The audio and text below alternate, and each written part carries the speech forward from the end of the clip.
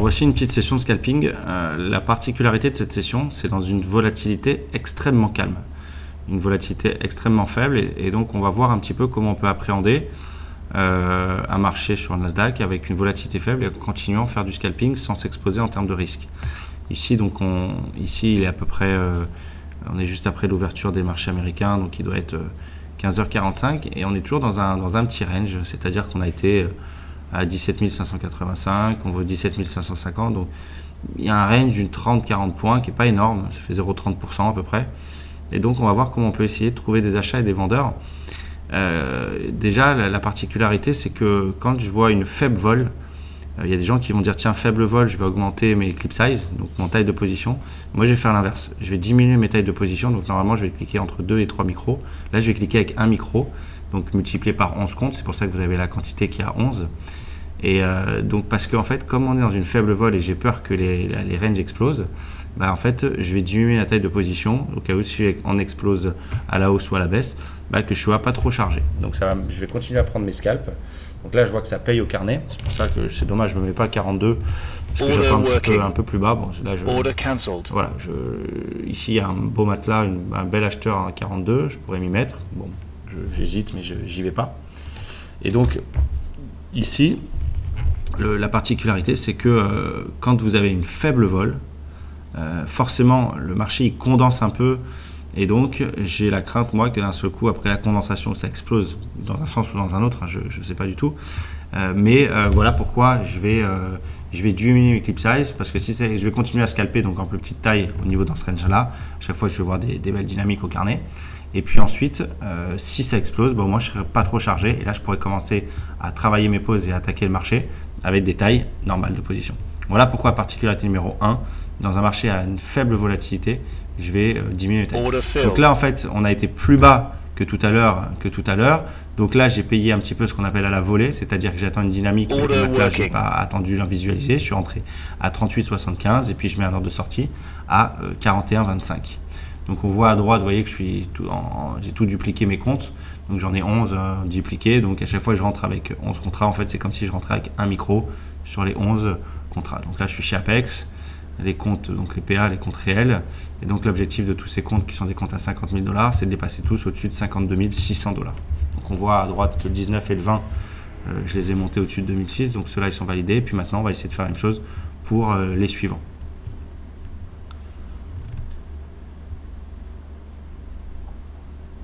Donc ici, je vais évidemment le défendre, hein, ce point. Défendre, ça veut dire que potentiellement, si je vois une nouvelle entrée, la prendre. Je peux me permettre de prendre un peu de risque. Forcément, j'ai coupé mes tailles de position, donc j'ai pris moins de risque. Donc forcément, je peux me permettre. Donc là, bam, une forte dynamique baissière. J'anticipe le matelas. Je suis entré à 27,25 parce qu'en fait, à l'achat, j'aime bien un petit peu attaquer comme ça. Je relâche un peu mon agressivité en anticipant les dynamiques de matelas de façon à être sûr de ne pas louper le trade. Donc là, voilà, tout de suite, j'ai coupé une partie de la position. J'en ai plus que 11, j'en avais 22 micros, là, j'en ai plus que 11. Donc là, je vois que ça a vendu pas mal. Donc je vais attendre, soit je remets une patte en bas si ça revient me chercher sur les points que j'avais acheté tout à l'heure, 27-25. Soit quand ça remonte un peu, je vais solder cette deuxième partie de position.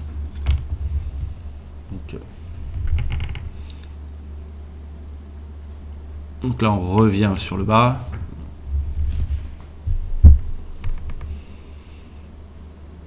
Je vois que ça vend pas mal. Bon, pour l'instant, je suis toujours dans ma pause. Ça essaie de casser 27,25. Mais vous voyez tout de suite, il y a un gros acheteur qui paye 27,25 jusqu'à 30. Donc là, je suis assez rassuré sur mes acheteurs. Je pense que ça ne va pas redescendre. Et donc là, j'attends de voir. J'avais mis mon ordre de sortie, je crois, dans les 35. Mais je pense que je vais attendre de voir parce que ça bloque. Voilà, ça bloque 34. J'annule mon 35. Et je vais essayer de sortir là où ça a bloqué à nouveau. J'ai sauté ma position.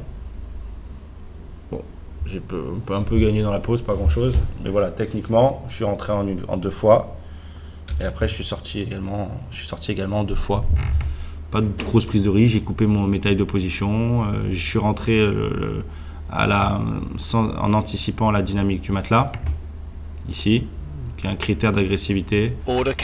Qui est compensé par le fait que j'ai coupé mes tailles de position également. Donc, ça repart ça repart à la baisse. On va voir si potentiellement on peut essayer de retrouver un point acheteur, hein. Essayer de rentrer, attendre au moins le point ou la zone sur lequel on a acheté précédemment.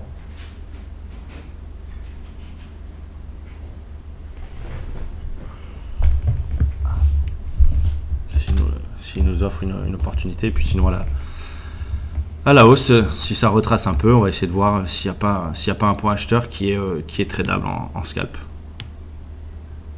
Donc là on a nos deux scénars, hein. En bas, là on reviendra, on attendra on a vu que ça repayait fort, hein, aux alentours des 30 à chaque fois, hein.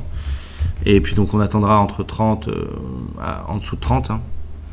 Et puis à la hausse, là pour l'instant, on ne sait pas du tout la zone qu'on attend. On va attendre au carnet, mais on va attendre, vu qu'on vient de 25, on va attendre minimum, hein,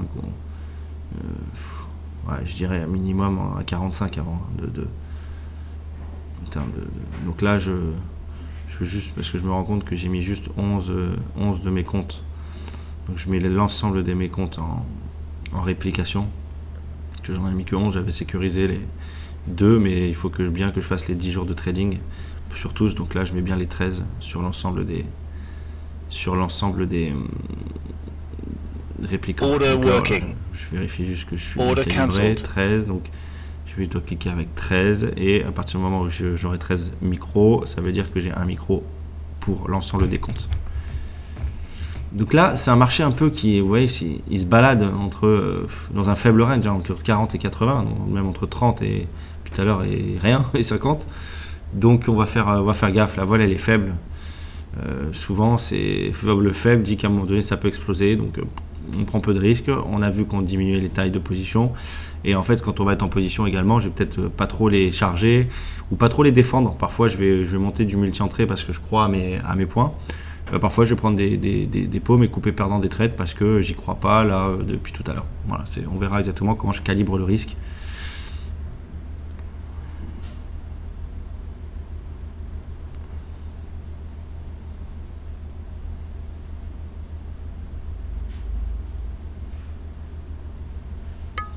Donc là on est en train de monter en dynamique, donc, on va essayer de trouver un point vendeur, on va essayer donc de visualiser un vendeur à un moment donné sur le marché, qu'on n'a pas pour l'instant.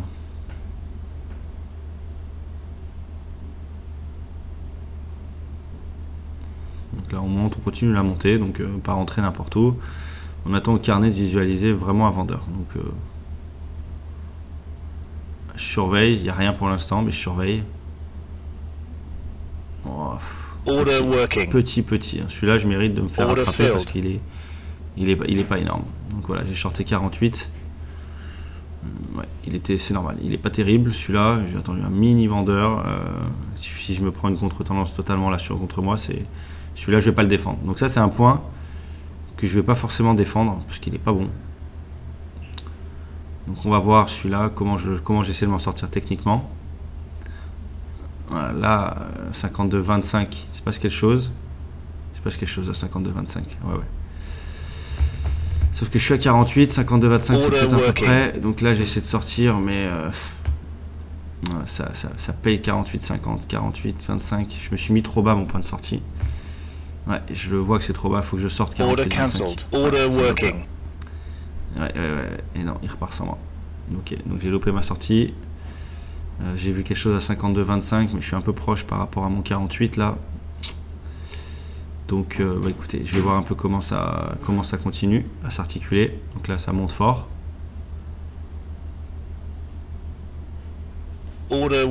C'est monté, bam, 58,25 et c'est remonté, c'est redescendu directement. Donc le vendeur il est là, la zone elle est là. Là je me suis mis tout en haut de la zone. Peut-être que je devrais être un tout petit peu moins agressif, un peu plus agressif et rentrer au milieu de zone peut-être vers 57,50 de façon à être dedans. Hop là, 58,25. Celui-là il est bon. Le 58,25 il est bon en termes de technique là, de la visibilité au carnet. Et j'en ai un premier à 48. Donc ça je pense que je vais le couper en deux temps. Le 58 je vais le couper où est-ce que ça a bloqué et puis je vais voir un peu ce que je vais faire sur le deuxième. Le carnet il bloque à mon 58, je vais peut-être le sortir 54 et 75, voilà, c'est ce que j'essaie de faire pour couper une partie de la pause et puis décharger du risque parce que j'estime que ma première entrée elle est vraiment pas bonne, donc là je veux couper et décharger un peu du risque. Donc là, il a rebondi direct. Donc malheureusement, ça m'a laissé dans la file. Bon, vous voyez, hein, mes tailles de position à droite, vous voyez mon PNL, hein, je perds que $20 dans la pause. Donc c'est pas, attention, il n'y a pas péril en la demeure. Hein, mais là, on parle vraiment technique. Donc là, j'ai sorti une partie, 57-25.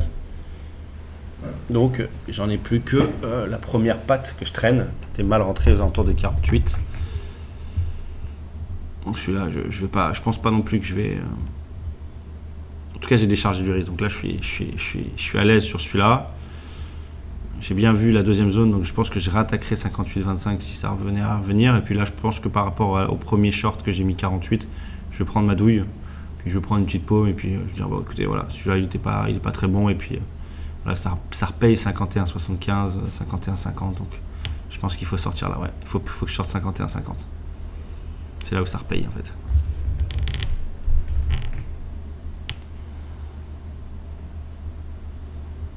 Order working. Je suis un peu lent là-dessus sur le délai de réaction, 51-50. Là, ça revient à la zone de tout à l'heure que j'ai attaqué à 58-25.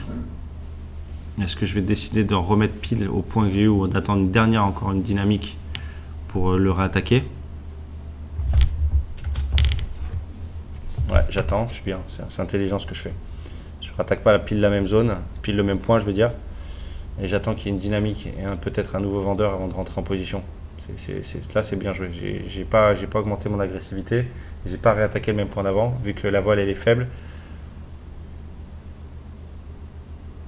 Donc là, j'attends de visualiser un vendeur. Je ne l'ai pas encore à 63,25. Si là, je l'ai maintenant. Donc là, je devrais commencer à l'attaquer. Il se passe quelque chose à 63,25. Ouais. J'hésite. Mais j'aurais dû rentrer avant.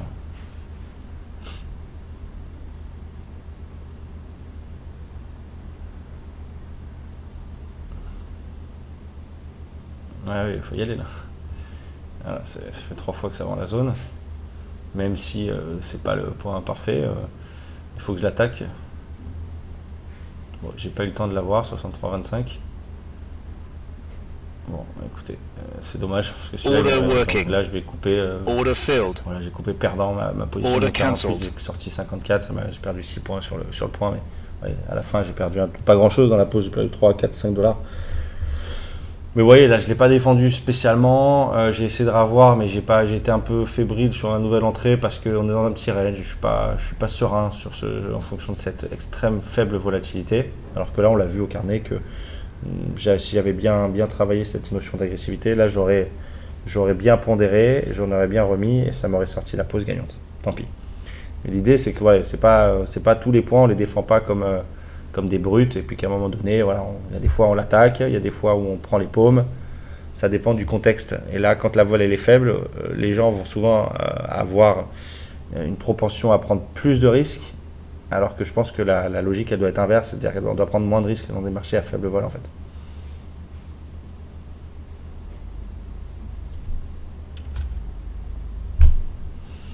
Donc là, on se souvient, le marché il est monté à 62,25 ou 63, je ne me souviens plus, on ne l'a pas eu. Donc là, on attend, on va essayer potentiellement de revoir si on revient dans cette zone-là de la réattaquer. Est-ce que je vais reprendre pile 62,25 que j'ai vu tout à l'heure ou est-ce que je vais attendre un meilleur prix? On va voir un peu ce qui se passe au carnet quand on arrive sur ce point-là. Là, je ne l'ai pas laissé dans le carnet en tout cas. Ouais, ça se repasse quelque chose. Je vais le rentrer maintenant. Je ne l'ai pas eu tout à l'heure. Allez, est-ce que je le prends ou pas?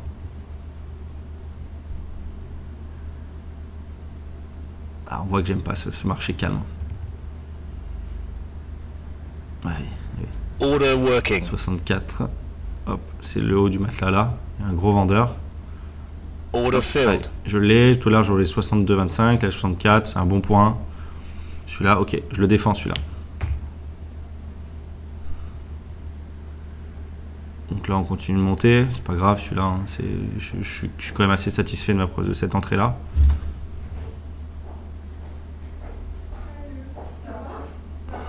Donc, alors on attend de voir. Bah, écoutez, si ça redescend, de solder. Et puis j'ai préféré là, j'aimerais bien avoir une bonne deuxième entrée. Alors 70 ça a bloqué. Qu'est-ce qui s'est passé là? Okay, qu'est-ce qui se passe à 70? Il se parce que Order 70, working. ça bloque à 70, ça a rejeté, ça a bien revendu. Ouais, fort vendeur, là, fort vendeur. Donc je l'ai pas eu à 70, je l'ai pour tout à l'heure. Donc je sais qu'il y a des vendeurs, je suis short 64, j'ai mis ma sortie à 61, 75. Et, voilà, et j'ai ma sortie à 60 et j'ai ma nouvelle entrée potentiellement sur du bras. Vendeur, ça m'a sorti 64. Dommage, j'ai pas 70, mais je l'ai en tête. Si ça revient à 70, de le rentrer.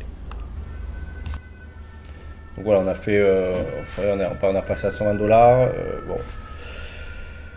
c'est des petits gains, c'est des petits trades, mais que vous voyez un petit peu comment on appréhende des journées comme ça. En fait, on peut pas, on doit attendre que le marché nous donne des choses, et s'il nous donne pas grand chose, malheureusement, on est obligé de se satisfaire de ça et ne pas être en over-trading ou essayer absolument de trouver des trades. Donc là, le marché il est encore en train de monter. On se souvient qu'on veut essayer d'avoir 70.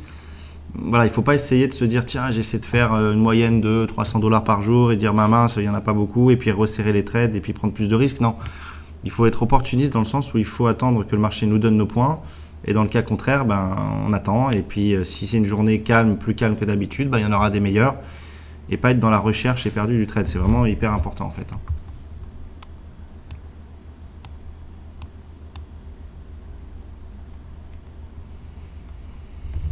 Donc voilà, bam, super dynamique, haussière. Donc là, on a en tête notre 70. Là, j'aimerais bien qu'on vienne nous chercher. Parce que c'est depuis pas longtemps. Il n'y a pas de vendeur encore. Donc, gros vendeur à 68. Vendeur à 68 également. Il se passe plein d'arbitrages entre les spéculateurs et les market makers. En tout cas, les arbitragistes plutôt. On les visualise bien avec ces notions de dynamique et de contre-dynamique. Pas beaucoup de choses à faire, à se mettre sous la dent, je dirais. Bon, en tout cas, on a vu un vendeur 68,25. On est prêt à l'attaquer à 68,25 et à l'attaquer à 70 de mon côté. Voilà, c'est deux points où j'ai vu des beaux vendeurs sur lesquels je suis capable là, de vouloir les défendre. Et puis je laisse les deux même. Ça se trouve, là, il va refaire une grosse dynamique haussière et me lever les deux et retracer d'un seul coup les deux pour me donner un trade assez facile. Peut-être, ou peut-être pas, on verra.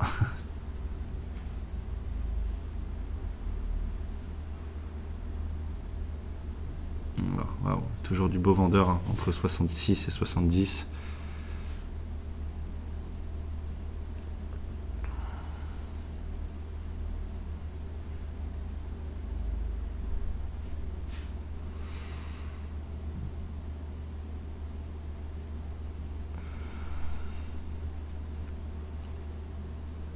Order cancelled. Bon, j'annule 68,25. Je pars du principe qu'une fois, deux fois, il ne va pas revenir. Et que là, tout à l'heure, autant j'étais prêt à défendre les 2 points, autant là, maintenant, je préfère juste garder le 70 et pas en avoir 2 dans la même zone. Donc ça, c'est assez, je dirais, c'est assez personnel, ce type de volonté. Tout à l'heure, je voulais être un peu plus agressif. Maintenant, je veux l'être moins.